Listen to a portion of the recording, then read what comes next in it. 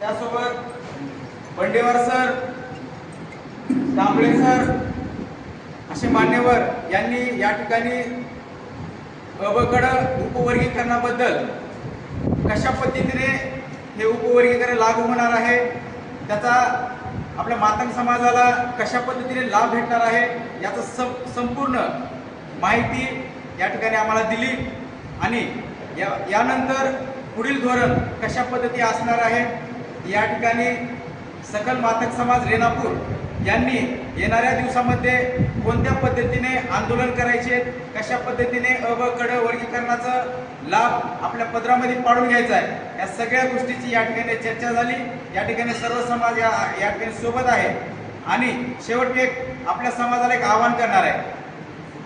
आता आपल्याला शांत बसायचं नाही। हे वादळ जे निर्माण झालेलं आहे, हे वादळ थेट गावातून डायरेक्ट आझाद मैदान इथं संपवायचंय आणि आपल्याला आरक्षण खेचून आणायचंय त्या ठिकाणी। त्यामुळे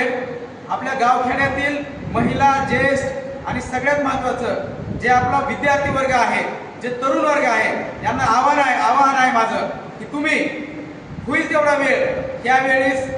उपवर्गीकरणासाठी आपल्याला द्यायचं आहे आणि स्वतःची जबाबदारी म्हणून आपल्या शेजारी, आपल्या मित्राला, आपल्या आईला, आपल्या वडिलांना, ज्यांना कुणाला माहिती नाही त्यांना ह्या सगळ्या गोष्टी समजून सांगायच्यात। वर्गीकरणाचे जे व्हिडिओ आहेत, आपले जे नेते मंडळी आपल्यासाठी लढत आहेत, त्या व्हिडिओ त्यांना दाखवा आणि मोठं आंदोलन कसं होईल यासाठी आपण प्रयत्न करावा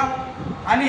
होईल तेवढं शक्यतो आमच्याशी संपर्क करण्याचा प्रयत्न करा, म्हणजे आपल्याला मोठं आंदोलन करण्याची वेळ यावी आणि आपण या ठिकाणी आपल्याला समर्थन द्यावं। जय लवजी।